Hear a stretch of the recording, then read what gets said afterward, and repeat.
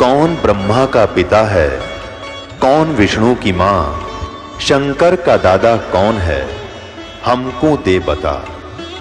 ये जानने के लिए कृपया सुनिए। जगत गुरु तत्वदर्शी संत रामपाल जी महाराज के अमृत वचन सर्व पवित्र धर्मों के पवित्र शास्त्रों के आधार पर।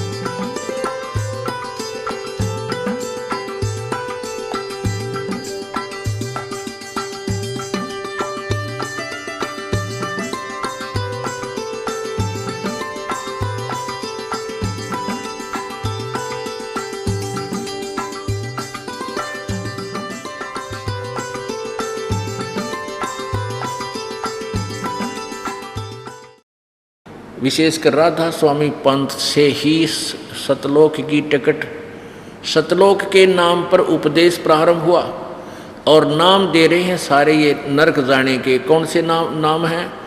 ओंकार, ररंकार, ज्योति नंदन, सोहम और सतनाम। ये 5 नाम हैं। कहते ये 5 नाम है पार करने के। ये तो नरक में ठोकण के हैं, ये काल के जाल में चौकस फंसाण के नाम हैं। ये मंत्र ही नहीं है परमात्मा को पाने के। अभी इन्होंने, जब इनका ज्ञान ही ऐसा है तो फिर इनकी छुरी ऐसी है तो ये इनका उपलब्धि क्या होगी? फिर आखिर में ये क्या कह देते हैं कि 2.5 घंटे शाम में बैठो, 2.5 घंटा सुबह, और एकाग्रचित करके और सीधा त्रिकुटी में ध्यान लगाओ। परमात्मा कहते हैं झूठा ज्ञान ध्यान कहाँ लाओ? थारा ज्ञान न झूठा, फिर ध्यान कित लाओगे? क्यों मूर्ख बना रहे हो? झूठा ज्ञान ध्यान कहाँ लाओ? ये वाद विवाद चतुराई, ये वाद विवाद चतुरता के कारण तुम इन भोली आत्माओं को गुमराह कर रहे हो। अब परमेश्वर कबीर जी की वाणी को चुरा के शिवदयाल जी महाराज ने जो न्यारा लठ गाड़ दिया, खम्भ गाड़ दिया, राधा स्वामी पंथ यानी काल का पक्का गढ़ बना दिया। अब गरीबदास साहेब जी को जो परमेश्वर सतपुरुष आकर मिले इस छुडानी गांव में, हरियाणा के अंदर, जिला झज्जर में, उसके उपरांत उन्होंने सच परमात्मा का साक्षात्कार किया। गरीबदास जी ने सभी ब्रह्मांडों को देखा। जो परमेश्वर कबीर जी ने 600 वर्ष पहले अपनी अमृतवाणी में जो ज्ञान दिया था उसी को आंखों देखा। गरीबदास साहेब जी ने अपनी अमृतवाणी में सेकंड किया, उसका समर्थन न्यों का न्यों किया। तो क्या बताते हैं गरीबदास जी? कहते हैं चातुर प्राणी चोर हैं, ये मूड मुगध है ठोठ, और संतों के नहीं काम के, फिर उनको दो गलजोट। अब क्या बताया कि ये संत, ये शिवदयाल जी जैसे परम दढ़ी कवां थे, ये तो चातुर प्राणी थे। इन्होंने परमात्मा की वाणी को चुरा कर अपना अलग से ही उसकी व्याख्या कर दी, जो अधूरा ज्ञान है। ये चातुर प्राणी चोर हैं और मूड मुगध है ठोठ, जो इनके अनुयायी हैं, इनके ज्ञान को देखकर भी नहीं मानेंगे, उसको नहीं त्यागेंगे उस मार्ग को, तो वो ठोठ हैं। ठोठ बीन वो भक्ति योग्य नहीं है, वो बुद्धू इंसान है जो सत्य को नहीं मानना, देखना देखकर भी नहीं मान रहे। तो गरीबदास साहिब जी कह रहे हैं फिर वो हमारे काम के भी नहीं हैं, वो वही अच्छे हैं, वही रहे रहें। उन दोनों, उन नकली संतों से ही चिपके रहें और दोनों ही एक ही नरक में स्थान पाओगे। पुण्यात्माओं, ये वचन अवश्य आपको कुनीन की तरह होंगे, लेकिन मलेरिया रोग का छुटकारा कुनीन खाने से ही होता है। चाहे कड़वी लगे, चाहे रुचिकर खाओ, चाहे अरुचिकर खाओ, ये सच्चाई एक कुनीन है। और आप सभी को ये मलेरिया जबर है, आपको खाना पड़ेगा इस सत्य को समझने के लिए। ये वचन आपने सुनने पड़ेंगे। अब सुन लो, चाहे फिर और कई जन्म धक्के खा के भटक गए, फिर कभी आओगे, फिर यही सुनने पड़ेंगे। और इसी कुनीन से आपका रोग निर्मूल होगा। कौन सा रोग? अज्ञान और जन्म मरण का, जन्म मृत्यु का जो रोग है, इसी से कटेगा। अब दास आपको ये रूबरू कराएगा उन सदग्रंथों को, पवित्र वेदों को, जिनको राधा स्वामी पंथ वाले कहते हैं कि वह हम उनको नहीं मानते वेदों को। वेदों से अच्छा ज्ञान हमारे परम धनी यानी राधा स्वामी के संतों ने दिया है, जो अभी आपके रूबरू करवा दिया। आप देख लियो कैसा, देख लिया आपने जैसा है। अब देखिएगा ऋग्वेद मंडल नंबर 9 और सूक्त नंबर 96 में मंत्र नंबर 16 में वेद ज्ञान दाता ब्रह्म प्रसन्न कर रहा है प्रभु से कि आप अपने उस गुप्त नाम, वास्तविक जो आपका गुप्त मंत्र और गुप्त नाम है, उसके विषय में जानकारी दीजिए, ज्ञान कराइए। फिर 17वें मंत्र में वो जानकारी दी है कि वो 17वें और 18वें में वो परमात्मा कबीर देव है और वो कबीर वाणी के द्वारा अपने यथार्थ ज्ञान को लोकोक्तियों के माध्यम से उच्चारित करता है। ये देखिएगा ऋग्वेद मंडल नंबर 9 और 10, ये महर्षि दान सरस्वती अनुवाद किसने किया है ये देखिएगा। कहाँ से छपा है? सार्वदेशिक आर्य प्रतिनिधि सभा, महर्षि दानंद भवन, रामलीला मैदान, नई दिल्ली। अब इसके अनुवादक कौन बताया इन्होंने? ऋग्वेद आर्य भाषा भाष्य महर्षि दानंद सरस्वती कृत। इन्होंने ये छाप इस दानंद जी की इसलिए लगा दी कि इसके द्वारा, इसकी मोहर लगने से, इनका नाम लिखने से ये वेद बिक जाते थे। वास्तव में ये अनुवाद महर्षि दानंद द्वारा नहीं है। 9 और 10 मंडल का मुद्रक हैं Prince offset printers, 1510 Pataudi house, Daryaganj, नई दिल्ली से ये छपा है। और यहाँ ये प्रकाशक है और ये झूठ इन्होंने लिखा है, ये गलत लिखा है। देखिए आपका क्लियर करते हैं पहले इसको। ये देखिएगा ऋग्वेद भाष्यम, इसमें इस महापुरुष ने सही क्लियर किया है। भाष्यकार ऋग्वेद के महर्षि दानंद सरस्वती ने मंडल 1 से लेकर 6 तक किया है। अब 7 से लेकर 10 तक यानी 9-10 के विषय में इसको किसने किया? श्रीपाद दामोदर सातवलेकर ने, ये इसके लेख। तो इनकी झूठ या विशद होगी कि उन 9वें और 10वें मंडल में भी दानंद की फीत ला रखी है, जबकि इनकी मृत्यु हो गई थी मंडल 6 तक अनुवाद करने के उपरांत। इसलिए इन्होंने आगे इसकी मोहर इसलिए लगा दी कि इसके दानंद जी के नाम पर यह वेद बिक जाती थी। और ये आर्य समाज के जो आचार्य हैं, ये इन वेदों और सत्यार्थ प्रकाश को बेचकर रोजी रोटी चला रहे थे। इस दास ने इनकी पोल खोल दी, सत्यार्थ प्रकाश के ज्ञान की भी खाल तार दी और वेदों के अनुवाद इन्होंने किए हुए उसमें प्रत्यक्ष दिखा दिया ये परमात्मा को कुछ और बता रहे हैं और वेद क्या बता रहे हैं, और वह अनुवाद करता ये खुद है। इसी कारण इन्होंने भयभीत होकर के कि कहीं तुम्हारे ही अनुयायी तुम्हारे जूते लगावें और कहें तुम कहाँ सोए पड़े थे, ऐसे गंदे ज्ञान को हमारे को दे बेच रहे थे। तो इन्होंने सोचा कि इसको रामपाल को या तो मार दें, ख़त्म कर दें, या इसका प्रचार बंद करवा दें, जब तुम्हारी अज्ञान की खाल बचेगी। इसी उद्देश्य को लेकर इन्होंने जनता को भ्रमित किया, झूठी अफवाहें फैलाई। रामपाल गुंडा है, क्रोथा आश्रम में ऐसा होता है। इन्होंने सच्चाई नहीं बताई कि थारी खाल उतारी जा रही है सतलोक आश्रम क्रोथा के अंदर, तुम्हारे ज्ञान का पर्दाफाश किया जा रहा है। अब बताएंगे हम पूर्ण रूप से, सच्चाई जनता तक पहुंचाएंगे। हमारे ऊपर इन्होंने जो गंद डाल दिया उसको उतारेंगे, धोएंगे अपने को और अपना वास्तविक रूप दिखाएंगे पोली आत्माओं को। फिर ये जनता इनको धिक्कारा करेगी, रण्य कम्यों इतना झूठ बोला करते हैं। ये तो कलयुग आ गया, तो सतयुग में ऐसा झूठ बोल देते जमीन फट जाती। अब थोड़ा सा सहनशील होगी पृथ्वी के, चलिए नरे निकम्मे हो गए। तो ये क्रोथा कांड का कारण ये था, ना रामपाल गुंडा था, ना क्रोथा आश्रम में कोई काम गुंडा था। ये सच्चाई का ढोल पीटा जा रहा था। अब तो ये तूफान बनेगा एकदम पूरे विश्व में। परमात्मा की प्यारी आत्मा इसको पहचानेंगी, समझेंगी। अब ये इसका ये 7वां प्रकरण देना जरूरी था कि ये झूठे भी छक्के हैं, दुनिया को गुमराह कितना कर सकते हैं। अब जबकि इस पर महर्षि दयानंद की फीत लगा दी 9 और 10 मंडल पे।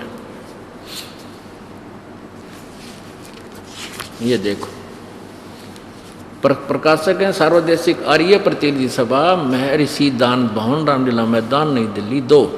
ये इनके फ़ोन नंबर हैं। और ये लादी मोर ऋग्वेद आर्य भाषा भाष्य यानी अनुवाद किया किसने? महर्षि दयानंद सरस्वती ने किया। और जबकि आपने देख लिया कि वो तो इसने तो एक मंडल से 6 मंडल तक अनुवाद किया, उसके बाद इनकी मृत्यु होगी। उसके बाद किसी और विद्वान ने ये अनुवाद किया है। ये तो 1.5 वेद का अनुवाद करके मृत्यु को प्राप्त हो गया था महर्षि दयानंद। यजुर्वेद पूरा किया है, ऋग्वेद 1 से 6 मंडल तक बस। बाकी 2.5 वेदों का किसी और ने किया है, औरों ने किया है। और उनको महर्षि की पदवी नहीं, उसको महर्षि की पदवी जिसने कोरा गंध भर रखा है, अनुवाद भी गलत किया हुआ है। यहाँ देखिएगा, अब इस ऋग्वेद मंडल नंबर 9 के सूक्त नंबर 96 में,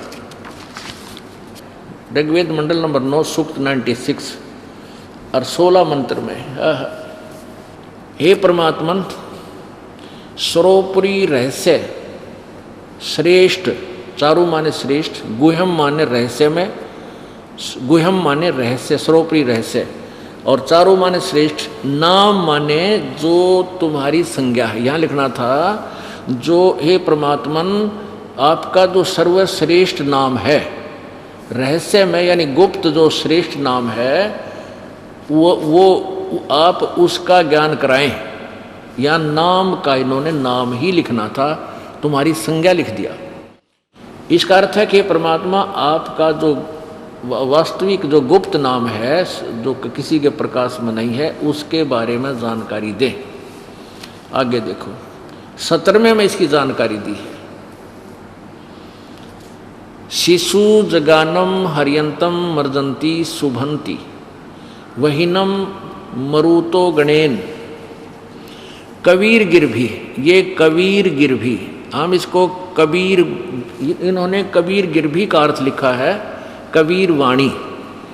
इन्होंने कबीर, इस रे को ऊपर वाले को हटा के यहाँ 2 अपसर्ग लगा दी। ये कवि का अर्थ कर दिया कवि लोग, और गिर भी माने वाणी द्वारा। हम इसको सीधा ले लेते हैं कबीर वाणी द्वारा, कबीर वाणी द्वारा, कबीर की वाणी द्वारा, कबीर की वचनों द्वारा, कबीर वाणी। हम इसको कबीर वाणी बोलते हैं अपने लोकल लैंग्वेज में। अपनी जो मातृभाषा में हम वै को बै बोलते हैं, जैसे वेदों को हम वेद बोलते हैं। विशेषकर भारतवर्ष में जो अक्षेत्रीय लोग हैं, जो हिंदी भाषी हैं और अशिक्षित थे, तो वो वेद को वेद बोलते थे और वै को बै बोलते हैं। तो ऐसे ही कबीर देव, कबीर देव परमात्मा पूर्ण ब्रह्म का वास्तविक नाम है कबीर देव। हम उसको कबीर देव कहो, चाहे साहब कहो, राम कहो, भगवान कहो, कबीर भगवान। तो इन्होंने व्याकरण आधार को, व्याकरण के आधार से इस कबीर का अर्थ सर्वज्ञ कर दिया, या कहीं पर कवि ही लिख दिया। कवि, कबीर का अर्थ कवि लोग लिख दिया। अब देखो, भाषा प्रथम है, व्याकरण बाद में है। भाषा को समझने के लिए व्याकरण का सहारा लिया जाता है। तो यहाँ कोई ना कोई अर्थ तो, किसी मीनिंग का अर्थ, किसी भी नाम का, अक्षर का कोई कोई मीनिंग बनता ही है, कुछ भी बना दो। तो यहाँ कबीर देव, कबीर वाणी ही उचित लिखना। अब देखो, शिशु जगानम, वो परमात्मा शिशु रूप धारण करके प्रकट होता है अपने यथार्थ ज्ञान को लेकर के, और साकार रूप में, तेजो में साकार रूप में, यानी बहुत अच्छे सुंदर रूप में प्रकट होता है। तो उसे मरुते गणेन शुभंती वहीन मरुतो गणेन कबीर गर्भी कावेना। कबीर, कावेना माने कविताओं के माध्यम से, कविताओं से बोलता है। कबीर संत सोम, वो परमात्मा जो कबीर गवाणी द्वारा अपने पवित्र ज्ञान को अति रेभन यानी बहुत ऊंचे स्वर में गरज गरज कर बोलता है कविताओं के माध्यम से। इसलिए उसको बोलता है, लेकिन वो होता है कबीर संत सोम, वो कवि ही, कवि मान लेने की बात ये कहते हैं, कवि का अर्थ कवि होता है, तो वो कबीर रूप में वो कवि ही पूर्ण परमात्मा होता है जो आता है। वो कबीर देव अपनी वाणी में लोकोक्तियों के माध्यम से ज्ञान कहता है। ये देखो इन्हीं का अनुवाद पढ़िए। शिशुम, शिशुम का अर्थ इन्होंने कर दिया सुयति सूक्ष्म करोति प्रलय काले जगती, जगदीति शिशु पर महात्मा, उस परमात्मा को शिशुम, इन्होंने अपनी थोड़ी से इसको कुछ और बना दिया, कोई बात नहीं। उस परमात्मा को जो सदा प्रगट है, प्रगट माने साकार है, और जो अत्यंत कमनीय है, उसको उपासक लोग मर्जंती बुद्धि विषय करते, मर्जंती माने साक्षात्कार करते, साक्षात करते हैं उसको, उसके दर्शन करते हैं। और शुभंती उसकी स्तुति द्वारा उसके गुणों का वर्णन करते हैं। और मरुत है विद्वान लोग, मरुत माने श्रद्धालु लोग होना चाहिए। वही ने उस गतिशील परमात्मा का, गतिशील यानी जो चल कर आता है, गुणों के गणों द्वारा वर्णन करते हैं, गणेन। और कवि लोग कबीर गिरभी द्वारा, कवि लोग कबीर वाणी द्वारा, कबीर गिरभी काव्य कविताओं से उसकी स्तुति करते हैं। सोमम सोम स्वरूप, ये सोम माने अमर पुरुष होना चाहिए। पवित्रम वह परमात्मा कारण अवस्था में अति सूक्ष्म प्रकृति को रेभन सन गर्जता हुआ अतिक्रमण करता है। रेभन यानी गर्जता हुआ। अब इसका क्या अर्थ है कि शिशु जगानम हरियंतम मर्जंती शुभंती वहीने मरुतो गणेन, कबीर गिरभी कावेना कबीर संत सोम।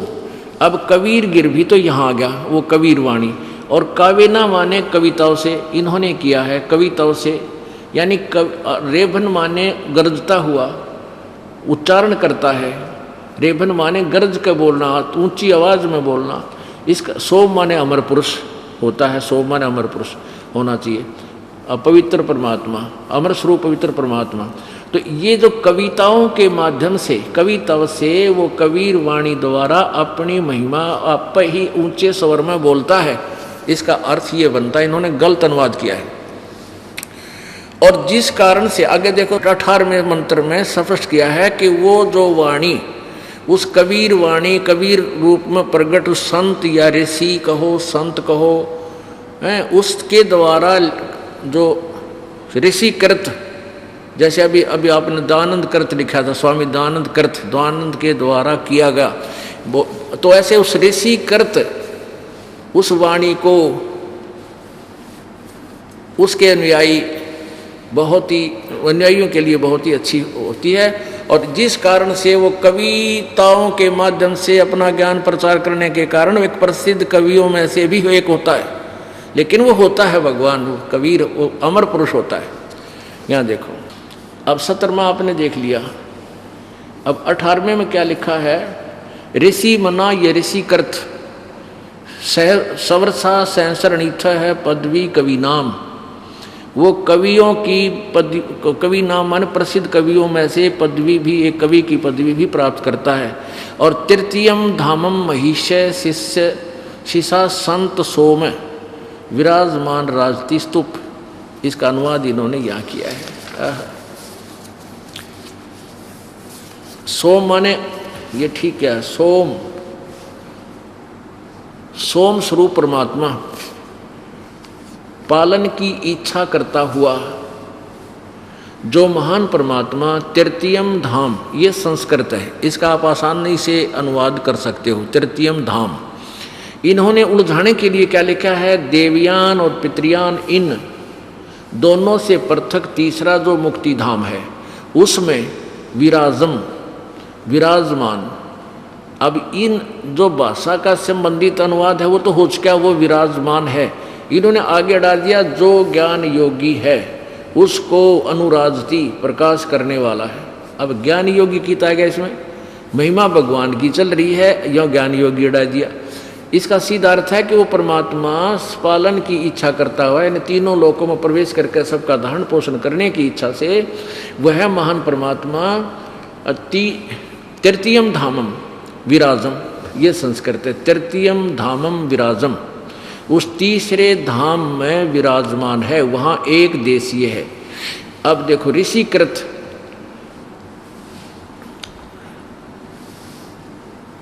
कवि नाम पदवी, जो कांतदर्शियों की पदवी और मुख्य स्थान है। कवि नाम पदवी, वो कवियों की यानी महान कवियों की भी एक पदवी प्राप्त करता है। किस कारण से? जो कविताओं से अपनी वाणी बोलने से। फिर लिखा सहस्र अणिथ, अनंत प्रकार की वाणी। सहस्र अणिथ का अर्थ होता है असंख्य प्रकार की वाणी बोलता है, अनंत प्रकार की वाणी बोलता है। ऋषि मना, ऋषिकृत, ऋषिकृत ऋषि मना सवर्षा, इसका अर्थ है कि उस ऋषिकृत जो आपने 17वें मंत्र में ये पढ़ा कि वो परमात्मा कबीर वाणी के द्वारा ऊंची आवाज में कविताओं से यानी कवियों की तरह या कविताओं के माध्यम से वाणी बोलता है। और इसमें ये बता रहे हैं कि उस ऋषि रूप में प्रगट परमात्मा के द्वारा वो ऋषिकृत वाणी, उस ऋषि रूप में प्रगट, उस ऋषि कहो चाहे संत कहो, सतगुरु कहो, उस रूप में प्रगट परमात्मा द्वारा बोली गई वाणी ऋषिकृत, ऋषि मना साधु स्वभाव के भक्तों, उनके अनुयायियों के लिए सवर्षा यानी स्वर्ग के तरह, यानी बहुत सुखदायी होती है, उनको बहुत प्यारी लगती है। इसका ये अर्थ है। इससे दो बात कंसेप्ट करती क्लियर हो गया। आगे देखो फिर 19 में कि वो परमात्मा, इन्होंने क्या लिखा? चौथा धाम। तुरियम माने चौथा और धाम माने परम, धाम माने परम पद परमात्मा कर दिया। धाम माने परमात्मा होया करे, या तुरियम यानी चौथा, धाम माने धाम स्थान है, चौथे स्थान में भी रहता है। इसका वास्तविक अर्थ आगे देखो फिर 20 में, इसी ऋग्वेद मंडल नंबर 9 सूक्त नंबर 96 के मंत्र नंबर 20 में, वह परमात्मा जिस प्रकार एक संघ को उसका सेनापति प्राप्त होता है, इसी प्रकार ब्रह्मांड रूपी कोश को प्राप्त होता है, होकर ऊंचे स्वर से गरजता हुआ, ऊंचे स्वर से गरजता, ऊंचे क्री कर्दन वन ऊंचे स्वर से। यहां भी देखियो, हाँ ये यहां भी लिखा है रेभन, रेभन माने गरजता हुआ, और यहां क्री कर्दन माने उच्चारण करता हुआ। 20 में और 9 के 96 के 20 में, वह परमात्मा जिस प्रकार एक संघ को उसका सेनापति प्राप्त होता है। जैसे कबीर परमात्मा के जब वो आए थे कलयुग में 64 लाख से हो गए थे और उनका वो एक ही मुखिया था, ऐसे सेनापति की तरह उनका मुखिया होता है। इसी प्रकार ब्रह्मांड रूपी कोश को वह प्राप्त होता है, होकर ऊंचे स्वर से गरजता हुआ उस ब्रह्मांड रूपी अमृत विस्तृत प्रतिखंड में भली भांति प्रविष्ट होता है। यानी गरजता हुआ यहाँ आता है, उच्चार उच्च स्वर में बोलता है। और ये जो मरिय माने मनुष्य के समान, मनुष्य जो शुभ्रमंतम मर्जाने, शोभर शरीर को धारण करता हुआ, जैसे मनुष्य आता है, जैसे कि मनुष्य एक अलग से कपड़े पहन कर कहीं जाता है, ऐसे वो परमात्मा अपने उस वास्तविक शरीर के ऊपर और वस्त्र शरीर धारण करके करता हुआ अत्यंत गतिशील पदार्थ के समान, यानी बिजली जैसे स्पीडतें प्राप्ति के लिए गतिशील होता हुआ और नीचे को आता है। अपनात्मा इन्होंने तो ठेका ले रखा था अनुवाद का अड़ंगा करने का। क्यों? क्योंकि इन व्यक्तियों को जो अनुवाद करने की जिन्होंने रीस की है, चेष्टा की है, नकल की है, ये कर नहीं पाए अनुवाद इन सदग्रंथों का। कारण क्या रहा कि जैसे कोई विदेशी व्यक्ति हिंदी से परिचित है, हिंदी उसने खूब पढ़ ली और वो ले गया रामायण की तुलसीकृत रामायण को, और वहाँ अपने लोक में अपने देश में बैठकर वो उसका अनुवाद करने लग गया। उसको मौखिक ज्ञान रामायण का नहीं है तो वो अनुवाद नहीं कर सकता। उस रामायण की कहानी का, रामायण की उस स्टोरी का, उस सच कथा का उसको मौखिक ज्ञान होना चाहिए कि राम कौन था, राजा दशरथ के पर उत्पन्न हुए, फिर उनको किसी कारण से वनवास हुआ, वनवास से सीता का अपहरण हुआ, रावण ने सीता का अपहरण किया, श्री राम ने चढ़ाई करी, ऐसे ऐसे फिर वो, ये सारी कहानी अगर उसको याद है तो उस रामायण की चौपाइयों का वो अनुवाद कर सकता है। जिसको मौखिक ये कहानी याद नहीं है तो किरा के अडंगा करेगा उसका, के का के, रावण का किरा के लिख देगा, रुआने वाला, लंका का कि मैं और लिखेगा हैं, और पता नहीं के लिख दे। तो ऐसे ही इन व्यक्तियों को सृष्टि रचना का ज्ञान नहीं था, जिन्होंने सदग्रंथों के अनुवाद की चेष्टा की। फिर भी इन्होंने जैसा इनकी बुद्धि ने काम किया, कुछ अनुवाद तो लिख दिया, आगे कुछ अपनी जो अज्ञान सोच से बहुत से अनुवादों में कति बैठा बैठा रखा है इन्होंने, क्योंकि उनके इस अनुवादकर्ताओं की, इस आर्य समाज के आचार्यों की छोरी दयानंद के सिद्धांत से संबंधित थी। वो कहता भगवान एक देशीय नहीं है, परमात्मा एक साकार नहीं है, वो निराकार है, वो कहीं आता जाता नहीं है। और वेद बताते हैं वो तो मनुष्य सदृश है और एक स्थान पर रहता है, और फिर यहाँ अपने ज्ञान को आप ही बताने के लिए स्वयं ही आता है। वो तीसरे लोक में रहता है और वो चौथे लोक में भी रहता है। आपको सृष्टि रचना में इन सब का ज्ञान होगा। अप्रसंग जो चल रहा था पुण्यात्माओं के, इन सदग्रंथों को जो पवित्र हिंदू धर्म के माने जाते हैं, वैसे तो पवित्र चारों वेद, पवित्र श्रीमद् भगवद गीता जी, पवित्र पुराण, इनकी रचना उस समय हुई थी जब न कोई हिंदू था, न मुसलमान, सिख, न ईसाई, यानी कोई मजहब अलग नहीं था। फिर भी वर्तमान में इनको पवित्र हिंदू धर्म के श्रद्धालुओं के नाम किया हुआ है। तो इनको जो हिंदू धर्म के अनुयायी थे, हमारे गुरु थे, वो नहीं समझ सके।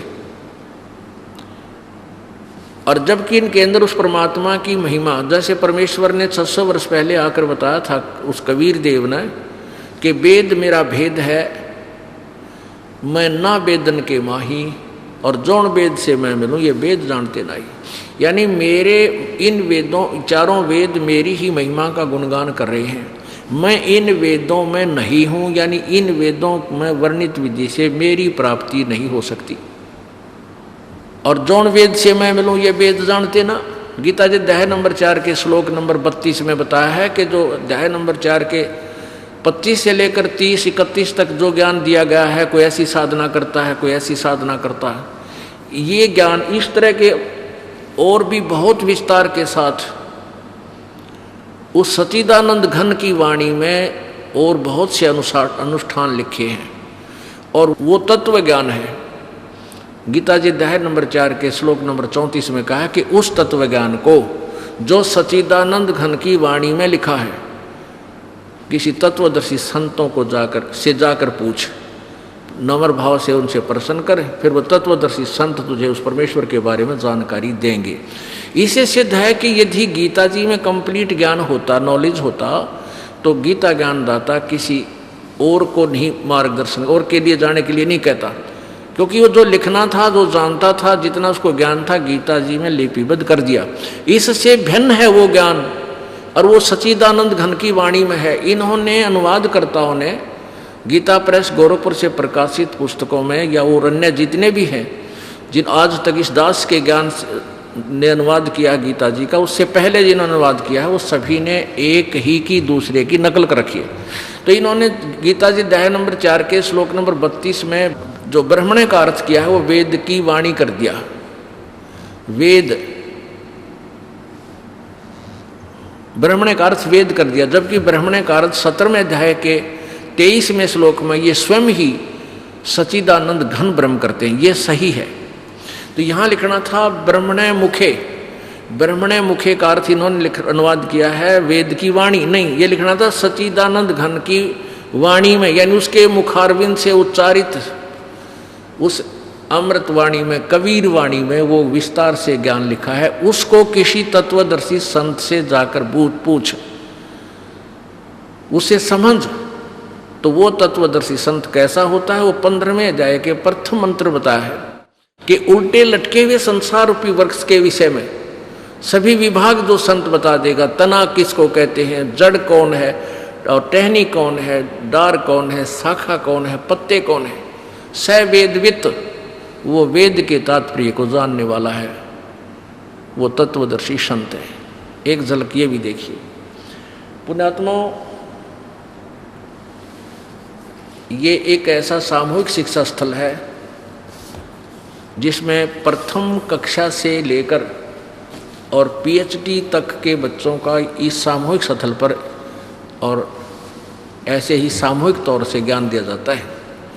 तो ये एक ऐसा ज्ञान है कि जो पुराने भक्तों के लिए तो ज्ञान यज्ञ का काम करेगा, क्योंकि यज्ञ एक ग्लूकोज का काम करती है। तो हम बहुत सीरियस मरीज हैं, कलयुग में आ चुके हैं हम, भटकते हुए, भरमते हुए, कष्ट उठाते हुए, तो ग्लूकोज आप सभी को आवश्यक है।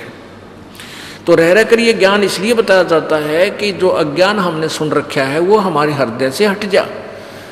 जैसे पहले कोई पेंट कर रखा है किसी गाड़ी पे, तो उसको उतारने के लिए पहले रेग मार के पूरे रगड़े लगाने पड़ते हैं, बहुत देर तक, 2-3 दिन तो वो जो पेंटर होते हैं अपने नौकरों को लगा देते हैं, रेग मार दे के इसको साफ करो, क्योंकि वो पहले वाला और वो नकली पेंट ओरिजिनल पेंट को टेकन नहीं दे, और वो और नकली कति साफ हो जाएगा जब ये ओरिजिनल पेंट आपके ऊपर पक्का डट जाएगा, रुकेगा। तो ऐसे ये दास ये रेग मार लगा रहा है, रह कर ये सदग्रंथ दिखा कर ये परमात्मा की सतकथा सुना करके। अब श्रीमद् भगवद गीता जी अध्याय नंबर 4 के श्लोक नंबर आपको दिखाते हैं 25 से 30, 31 और 34 तक। इससे ये सिद्ध होगा कि गीता ज्ञान दाता से अलग कोई और ज्ञान है और वो किसी और संत से ग्रहण करने के लिए बताया। और उस तत्वदर्शी संत की पहचान भी 15वें अध्याय के प्रथम मंत्र में बता रखी। तो वो तत्वदर्शी संत भी परमेश्वर स्वयं ही आकर भूमिका कर गए थे आज से 600 वर्ष पहले। वो जानकारी उनकी उस सच्चिदानंद घन की वाणी में विद्यमान है, कबीर वाणी में विद्यमान है, जो दास आपके रूबरू कराएगा। अब देखिएगा श्रीमद् भगवत गीता, जयदयाल गोविंद का इसके अनुवादक हैं, गीता प्रेस गोरखपुर से ये प्रकाशित है।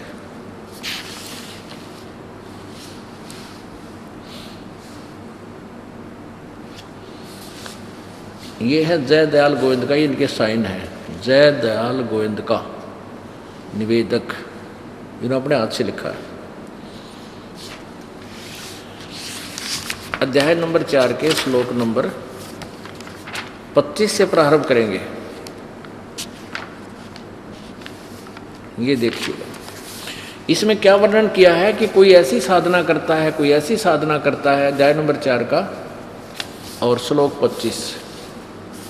दूसरे योगीजन, योगीजन माने साधक, भक्त, देवताओं का के पूजन रूपी यज्ञ, यज्ञ माने धार्मिक अनुष्ठान किया करते हैं, यानी बलि भांति करते हैं, पर उपास्य यानी उपासना करते हैं, धार्मिक अनुष्ठान ही किया करते हैं।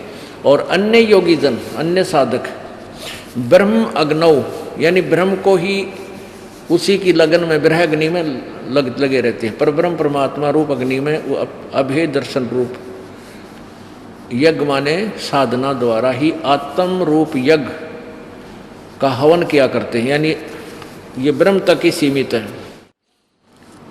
और 26 में अन्य योगीजन दूसरे श्रोत्र आदि समस्त इंद्रियों को संयम रूप अग्नि में, यानी काम नाक बंद करके और जीव ने ऊपर ला के तालू में ला के हवन किया करते हैं।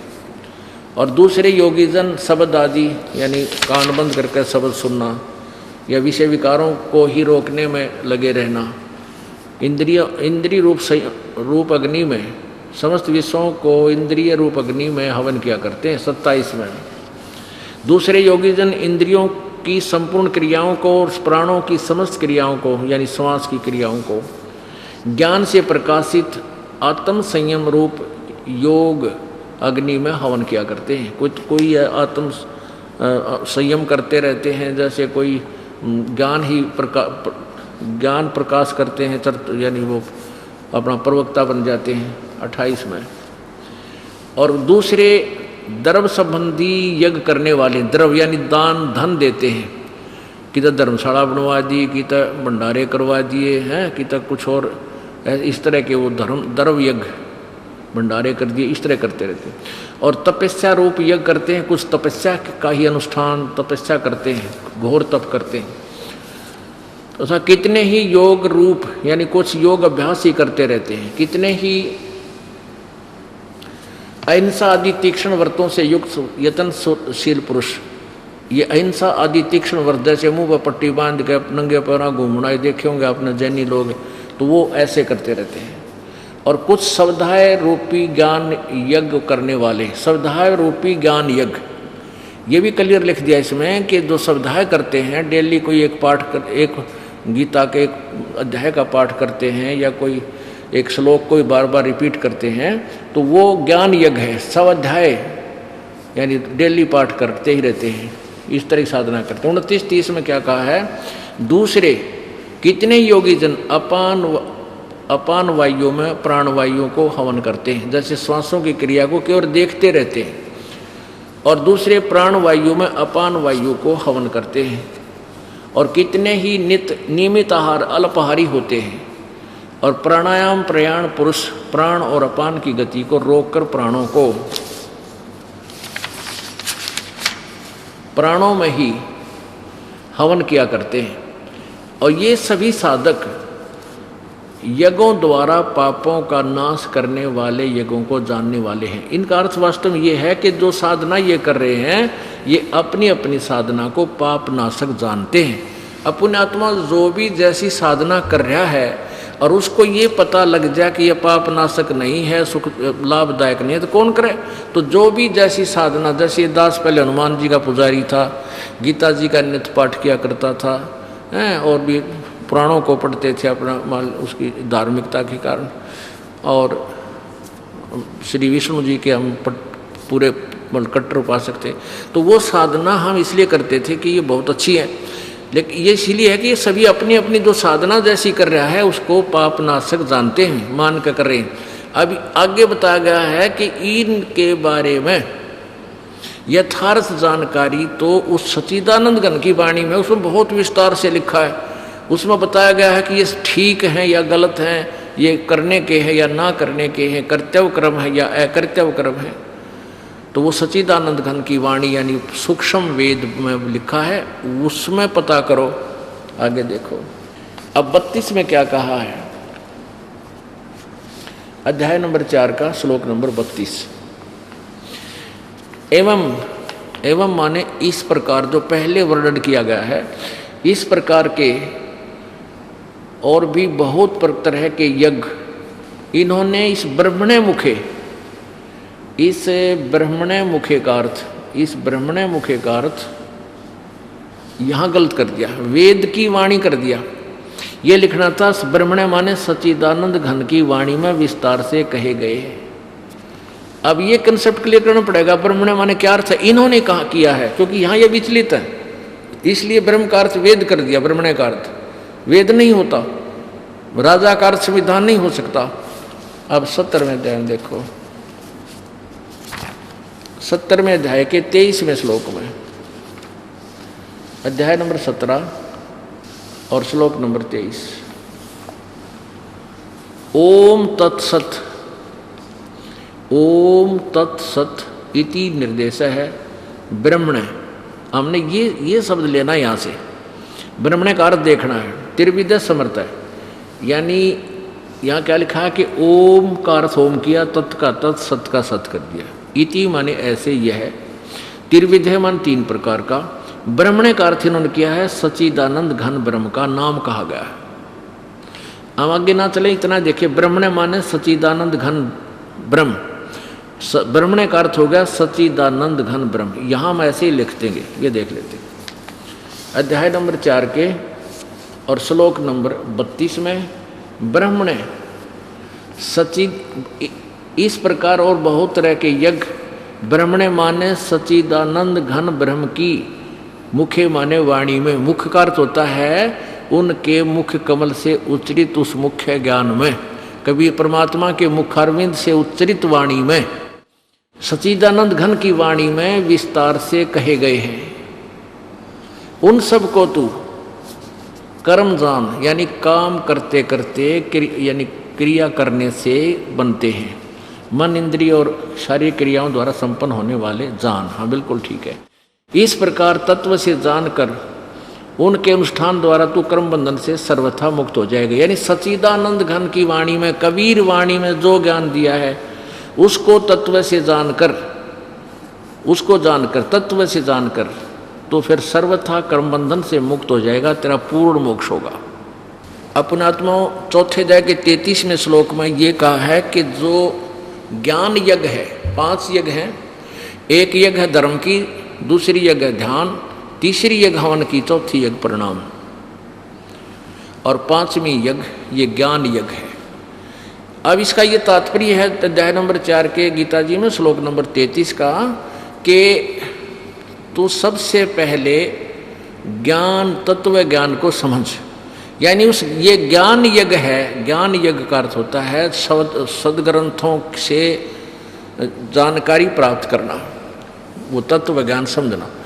ये ज्ञान यज्ञ सबसे श्रेष्ठ है, द्रव यज्ञ से ज्ञान यज्ञ श्रेष्ठ है। द्रव यज्ञ कैसे है? जैसे आपने कोई भिखारी आया उसको दे दिए 10 रुपये, रो पी गया पौवा, बताओ केला हुआ तेरे उसी बिना सोचे दान करने का। और ऐसे ही आपने कहीं भंडारा कर दिया, किसी को कहीं कुछ और ऐसे कोई तो मंदिर का लठ गड़वा दिया, दे दिए 50,000 रुपये। तो इस तरह के कहते हैं जो आँख मीच कर बगैर ज्ञान से, बगैर ज्ञान को समझे अंधाधुंध दान करने से, तो ये ज्ञान यज्ञ समझ वो श्रेष्ठ है। फिर उसके बाद कर सोच समझ कर दान कहाँ करना चाहिए, कैसे करना चाहिए, कौन सा बेनिफिशियल है, कौन सा नहीं है, फिर तो तेरे दान का लाभ हो। ये इसका ये अर्थ है 33वें मंत्र का। देखिएगा श्रीमद् भगवत गीता अध्याय नंबर 4 और श्लोक नंबर 33। शरियान द्रवमयात यगात ज्ञान यज्ञ प्रणतम सर्वम कर्म अखिलम पार्थ ज्ञाने परिसमाप्यते। इसका अर्थ है कि हे परंतम अर्जुन, द्रव्य में यज्ञ की अपेक्षा, यानी ये कितना दान करते हैं, कितना को मंदिर बनवा दिया, कितना कुछ करवा दिया, भंडारा कर दिया, इससे ज्ञान यज्ञ अत्यंत श्रेष्ठ है। ज्ञान यज्ञ श्रेष्ठ है, यानी पहले ज्ञान समझ ले, उस तत्व ज्ञान को समझ, और यावन मात्र संपूर्ण कर्म ज्ञान में समाप्त हो जाते हैं। यानी जो भी तू कर रहा है ये कर्म ज्ञान समझने माने के बाद ये सारे स्टॉप हो जाएंगे। तो उस ज्ञान को अब 34वें श्लोक में, चौथे अध्याय के 34वें श्लोक में कहा है कि जो चौथे अध्याय के 32वें श्लोक में सच्चिदानंद घन की वाणी के विषय में, ब्रह्म की वाणी के विषय में कहा है, उस तत्व ज्ञान को, उस ज्ञान को तू तत्वदर्शी ज्ञानियों के पास जाकर समझ। यानी गीता में वो ज्ञान नहीं है, इति सिद्धम समझ। उनको भली भांति दंडोत प्रणाम करने से, उनकी सेवा करने से और कपट छोड़कर सरलता पूर्वक प्रश्न करने से वे परमात्म तत्व को भली भांति जानने वाले ज्ञानी महात्मा यानी तत्वदर्शी संत तुझे तत्व ज्ञान का उपदेश करेंगे, वो तत्व ज्ञान बताएंगे। अब 35 में कमाल किया गीता ज्ञानदाता ने कि उसको जानकर, तत्व ज्ञान को जानकर फिर मोह को प्राप्त नहीं होगा, नहीं प्राप्त होगा। हे अर्जुन, जिस ज्ञान के द्वारा संपूर्ण प्राणियों को निशेष भाव से पहले अपने में और फिर मुझ में देखेगा, मई सच्चिदानंद घन नहीं है, मुझ में देखेगा। इसका अर्थ क्या है कि जब तुझे कोई तत्वदर्शी संत मिलेगा, काल के पूरे जाल में समझा देगा, फिर तू इन सभी प्राणियों को समझेगा कि हे भगवान ये क्यों कर फंस गए काल के जाल में, तो बहुत बूढ़ा काम। और फिर तू मुझ में देखेगा अब ये मेरे जाल में फंसे पड़े हैं। तो इस तत्व ज्ञान को समझ कर तू यहाँ फिर कल्याण को, पूर्ण मोक्ष को प्राप्त हो जाएगा। तो ये तत्व ज्ञान बताने वाला तत्वदर्शी संत की पहचान कैसी है, वो 15वें अध्याय के प्रथम मंत्र में श्री भगवद गीता, श्रीमद् भगवत गीता,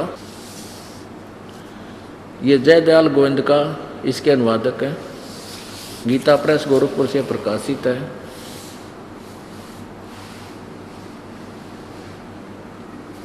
और ये जयदयाल गोविंद का इसके अनुवादक है। अब चौथे अध्याय का 15वें अध्याय का प्रथम श्लोक देखें।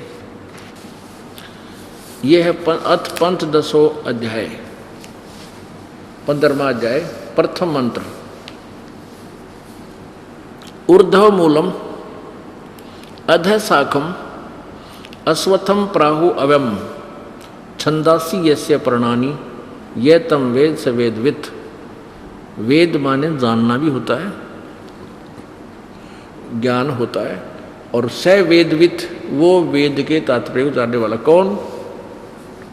ऊर्ध्व मूलम, आदि पुरुष परमेश्वर मूल वाले। ऊर्ध्व का अर्थ होता ऊपर को, ऊपर को मूल वाले। अध शाखम, नीचे को शाखा वाले। इन्होंने ये गलत अनुवाद किया है, ब्रह्मा रूप मुख्य शाखा वाले नहीं। ऊर्ध्व माने ऊपर को, अध माने नीचे को। पहले ये आपको एक वो संसार रूपी वृक्ष दिखाना पड़ेगा। पहले देखिए इसको, इस क्लियर करो। नीचे को शाखा वाला यानी विषय पर वाला शाखा, विषय भोग रूप कोपलों वाली देव मनुष्य त्रिक आदि योनि रूपी शाखाएं नीचे और सर्वत्र ऊपर सर्वत्र फैली हुई है। मनुष्य लोक में कर्मों के अनुसार बांधने वाली अहमता ममता और वासना रूप जड़ भी नीचे और ऊपर सभी लोकों में व्याप्त हो रही। अब इन्होंने अनुवाद का तो अड़ंगा कुछ कर रखा है, लेकिन फिर भी मिलता जुलता। अब यहाँ देखो, अधः माने नीचे है, अधः माने नीचे। दूसरे मंत्र में अधः माने नीचे, अधः माने नीचे। और इसी, और यहाँ इन्होंने क्या कर रखा है, यहाँ देखो, ये प्रथम मंत्र हम पढ़ रहे। इसका अर्थ यहाँ के आदि पुरुष परमेश्वर रूपी मूल वाले अधः शाखम, यानी ब्रह्मा रूपी मुख्य शाखा। ये गलत किया, अधः माने नीचे होना चाहिए, नीचे शाखा वाले। यहाँ देखो अश्वत्थम, वो गलती से दूसरा पृष्ठ बदल गए थे हम। अब ये वास्तव में ये अनुवाद है इसका 1 नंबर का, यहाँ से तो 15वें अध्याय के 1 का। अश्वत्थम माने संसार रूपी पीपल के वृक्ष को अविनाशी कहते हैं, वेद जिसके पत्ते कहे गए हैं। और उस संसार रूपी वृक्ष को जो पुरुष मूल सहित तत्व से जानता है, स वेदवित, स वेदवित, वह वेद के तात्पर्य को जानने वाला है। अब स्पष्ट हो गया कि यहाँ से फिर पढ़िए, ऊर्ध्व मूलम, ऊर्ध्व माने ऊपर को, आदि पुरुष परमेश्वर रूपी मूल वाले, अधः माने नीचे को। इस दूसरे श्लोक में इन्होंने ही अधः माने नीचे, अधः माने नीचे, और शाखा माने शाखा। तो ये अनुवाद यहाँ गलत किया, अधः शाखम माने नीचे को शाखा वाले।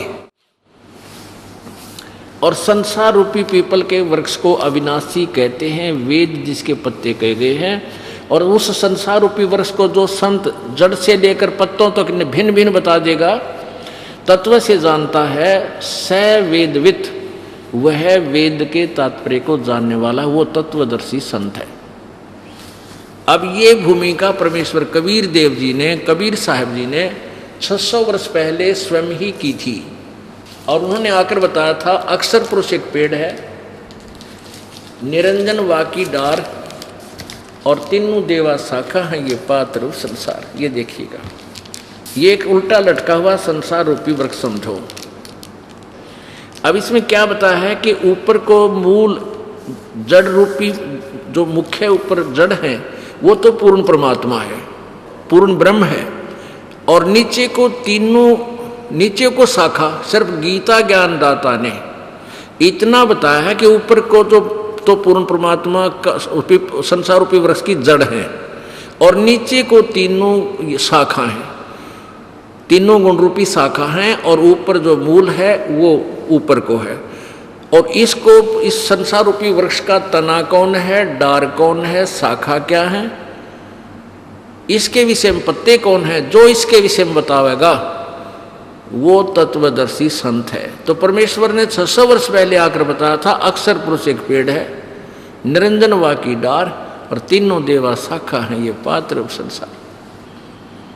उस परमेश्वर कबीर जी ने 600 वर्ष पहले तत्वदर्शी संत की भूमिका की थी और आज वो ज्ञान इस दास को दिया है, तत्वदर्शी संत दास को बनाया है। अब देखिए वही ज्ञान परमात्मा का 600 वर्ष पहले दिया हुआ आज सदग्रंथ प्रमाणित कर रहे हैं कि वो परमात्मा पूर्ण थे और वो स्वयं आकर ही अपना ज्ञान बताते हैं। ये देखिएगा, अब ये जड़ कौन है, परम अक्षर ब्रह्म, पूर्ण ब्रह्म परमेश्वर, इसको परम अक्षर ब्रह्म भी कहते हैं, सतपुरुष भी कहते हैं। अब ये तो जड़ें हैं, अब इससे नीचे ये देखिएगा, जड़ों से नीचे इस संसार रूपी वृक्ष का तना कौन है, ये तो अक्षर पुरुष यानी परब्रह्म, ये तो है परम अक्षर ब्रह्म जड़, ये परम अक्षर ब्रह्म है मूल, और ये है अक्षर पुरुष कहो चाहे इसको परब्रह्म कहो,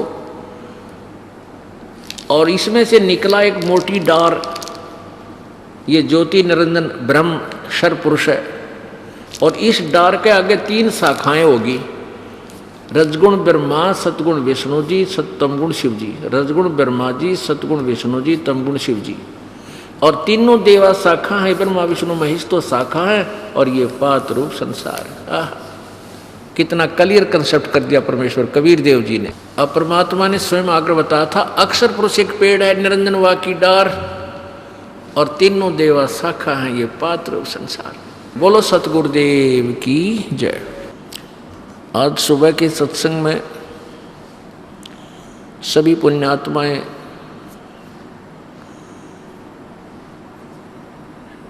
पवित्र श्रीमद् भगवत गीता जी में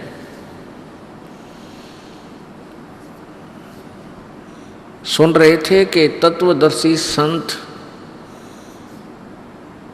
कौन है और तत्वदर्शी संत के द्वारा बताया गया ज्ञान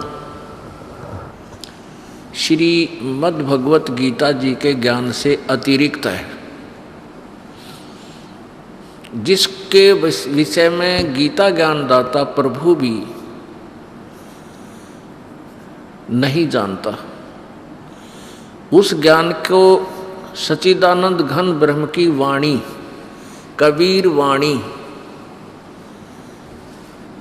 कहा जाता है, उसी को सूक्ष्म वेद भी कहा जाता है। आप जी ने ऋग्वेद मंडल नंबर 9 सूक्त नंबर 96 यानी 96 के मंत्र 16, 17, 18, 19 और 20 में अपनी आंखों से पढ़ा और इस दास ने आपको बोलकर सुनाया, पढ़कर सुनाया कि वो परमात्मा पूर्ण ब्रह्म, वो एक शिशु रूप धारण करके प्रकट होता है और एक युग में, प्रत्येक युग में एक लीला करता है। लीला में शरीर से वो शिशु रूप धारण करके प्रकट होता है, उसको कोई पुण्यात्मा अपने घर ले जाते हैं, धीरे धीरे वो लीला में शरीर से बड़ा होते हैं। तो बाल्यकाल से ही, बचपन से ही वो अपने अमृत ज्ञान की वर्षा करना शुरू कर देते हैं। अपने मुखारविंद से, अपनी अमृत वाणी से कबीर देव जी वो तत्व ज्ञान जनता को, श्रद्धालुओं को सुनाते हैं। कहीं भी खड़े हो जाते हैं, कोई तंबूरा ले लेते हैं, एक तारा ले लेते हैं, या वैसे खड़े होकर के अपने, जैसे ये शब्द हैं, श्लोक हैं जो परमात्मा ने अपने अमृतवाणी में बोले हैं, राम नाम रटते रहो,